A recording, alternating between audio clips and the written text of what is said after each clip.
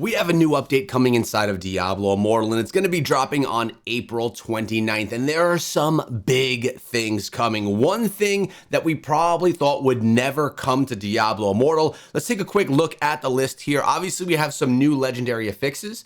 Auto battles are coming to Diablo Immortal. Is this the killer of pilots on Diablo Immortal? Are people no longer gonna need to hire people to farm their accounts, those high-end players?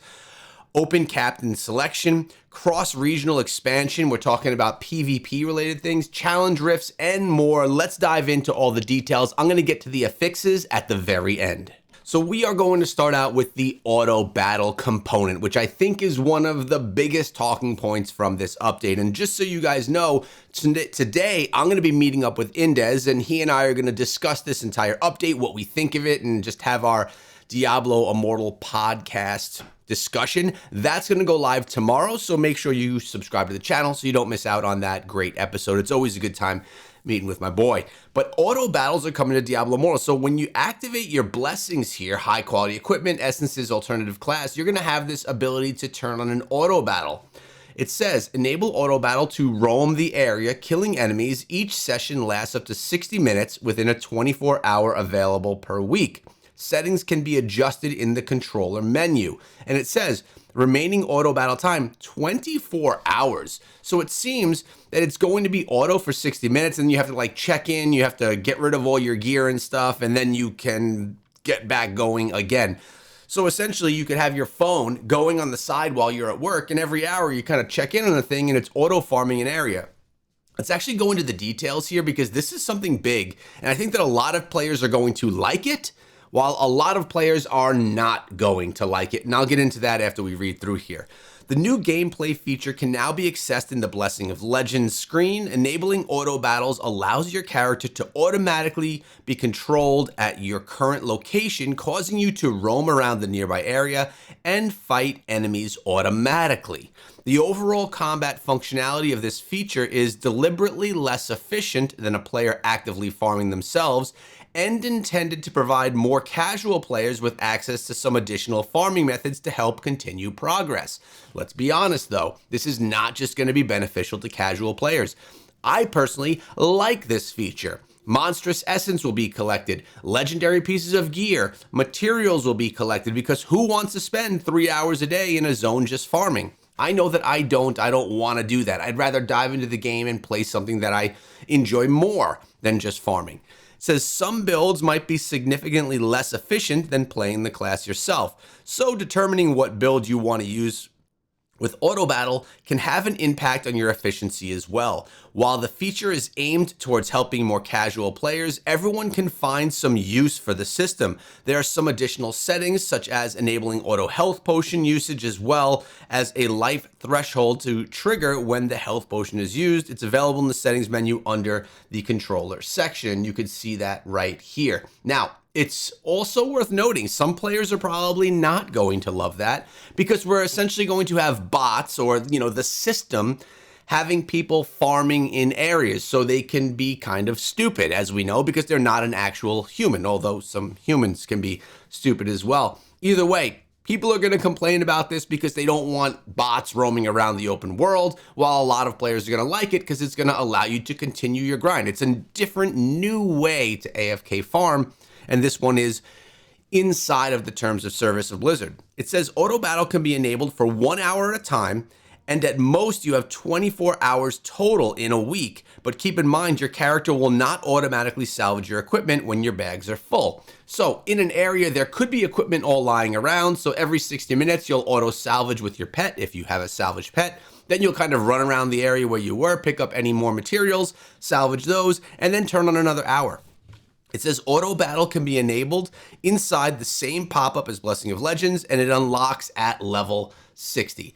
I personally like this. I think it's going to be a good addition to the game, especially for new players getting up their grind, and even for players like myself, where I just want to get some additional grind, get some additional gear and materials, farm essences. I think this is a positive thing. And like I said, we're talking about people that have paid for pilots. They pay for services where someone will log onto their account and farm their account for them. This happens in Diablo Immortal. It happens in all grindy mobile games.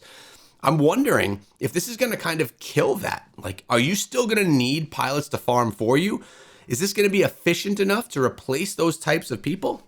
That'd be really cool if people could save a few bucks and actually use this feature instead of having to use pilots, or wanting to use pilots, I guess. Now, over on my website, Game Strategy HQ, we have a whole section for builds, and we're going to be putting some of the best AFK farming builds on this site, and you guys could put yours in here as well. We've been having a ton of people come share their builds, and as the patch notes just stated, you're going to need to have efficient builds. Some builds are going to be good for this, some aren't. So you're going to be able to come in here and find some of the best builds for this auto farming, or any types of builds that you want. Head on over to Game Strategy HQ. I'll be linking it in the description of this video for the best builds, and I want you guys to share yours as well. Now we're going to get into what else is going on here in the update, the open captain section.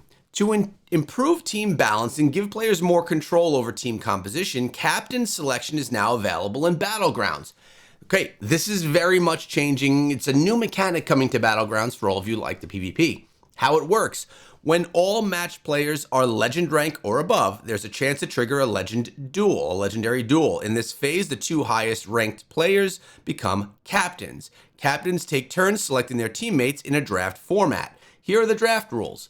Each captain selects 3 teammates. The draft follows a structured pick order. Each selected has a 15-second time limit. If the captain does not make a selection in time, the system will assign a player automatically. The remaining players will be assigned by the system. I'll tell you what, I really like that they're putting a little bit of time and investment into a better Battlegrounds experience, or at least they're trying to. Sometimes they try things and fail, but at least they're trying to make Battlegrounds more fun for the endgame players. All right, so here's additional notes on legendary duels. During the duel, player stats are not compressed and all players gain additional damage reduction. Players who leave during the selection phase will be treated as refusing to match and may receive penalties. The feature is available in the classic mode Assault for Battlegrounds. Now, I think this is cool. It's just a new mechanic. I think it's going to be fun. We'll see. We'll test it out and see how smooth it works. Now we have the cross-region Battlegrounds. SEA, Japan, Korea, Oceanic regions will now be combined for Battleground matchmaking and have availability opened further, which is actually really cool. Unfortunately, Oceania right here, I have a lot of friends over there in that group for some reason, and we never can play with them. But these are being combined for Battlegrounds. Now, we have more things coming. Season 18 of Challenge Rifts, right? This is going to allow you to push further in your Challenge Rifts. Things are going to get easier. So as you can see, May 4th through June 17th, 50 new floors are added. And the combat rating, 61,759. And we could assume, yep, right here, 731 to 750 will be lowered. So all of you, myself included, all of us, will be able to climb further in our challenge rifts and get more rewards for doing that, upgrade our greens even higher because they just got easier, which is great. Enhancing the competitiveness for Rite of Exile. So we're talking about now the Rite of Exile, Shadows versus Immortals, and actual more PvP changes. The latest update to DI focuses on strengthening the competitive integrity of the cycle of strife. We're challenging the Immortals more by creating a hidden matching system in the Rite of Exile. Immortal leaders can uncover the hidden matches through scouting points that are earned from their weekly duties. Scouting is guaranteed to uncover the shadow clans who are in those match orders, but scout points are earned through weekly duties and participating from the Immortals. To increase tension and competitiveness, the number of Rite of Exile victories required in Week 7 is reduced from 4 to 3. These changes should open up the door for more teams to prove that they can become immortals. So they're telling us right here, it's going to be more difficult to get that 7th week of Immortal, which actually, in my opinion, kind of stinks just based off of the wing system, because when wings are unlocked and new stages of wings are unlocked, for a while they're in 7-week increments, right? So you're able to unlock different sets of wings, or I should say capes, not wings, after 7 weeks, then it's like 10, and then it's 14 or something like that, and then beyond. So you're going to have to be really strong as Immortals to maintain that 7th week of Immortal. and have that blessed rain, which I guess is fine, but it's going to be more difficult for the Immortals. All right, so some regular general things that are coming before we get into the essences. We have the new Battle Pass coming. This is going to be the third version of the cosmetic, so we're going to be able to upgrade that cosmetic for its third time. And then after that, you're going to, then we're going to have a new cosmetic drop and do the whole 3-month cycle. Legendary Gem Drop Pool Refresh. So on the 29th, you're going to have the refresh is going to be there, so that like that new legendary gem is not going to have that 50% chance anymore. So if you want to get more of them, now's the time to get them in. Spend your crest now if you're looking for that particular gem.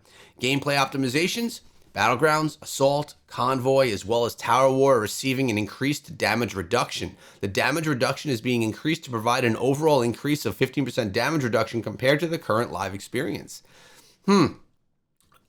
Maybe they want battles to last a little bit longer. I'm not sure.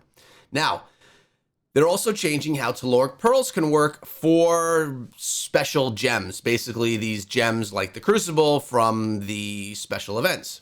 2 legendary gems are part of a crossover. 2-star legendary gems that are part of crossover events, like the recently released gem, the Crucible, can now use Telluric Pearls during the progressive upgrade progress. Now, I never do like utilizing Telluric Pearls on 2-star gems, these event gems. Although I did do it with the Berserk gem back in the day, which is now just a resonance gem that I use. So really it wasn't worth me doing that, but because they're difficult to upgrade, and then once the events are over, like almost impossible without Telluric Pearls, people will feel the need to use Telluric Pearls. I still recommend utilizing your Telluric Pearls to get yourself 5-star gems, but you're able to now do this here in this way. It's just making it, I guess, better for progressive upgrades so that you can get those steps upgraded. So like 8, 8.1, 8.2, just like you do with the 5-star gems. It's also included with 2-star gems now as well. Now, we have some more improvements. A new teleport station has been added to the Billifin Island near Namari Temple. The new vibrant visual filter option added to graphics settings, so the graphics can get a little bit nicer, or you can downplay them if your phone can't take it. Reduce visual clutter from certain skill effects, and fixed an issue where side quest items could not be destroyed. And, well, these are, I guess, a bunch of those examples right here. But so far, what do you guys think?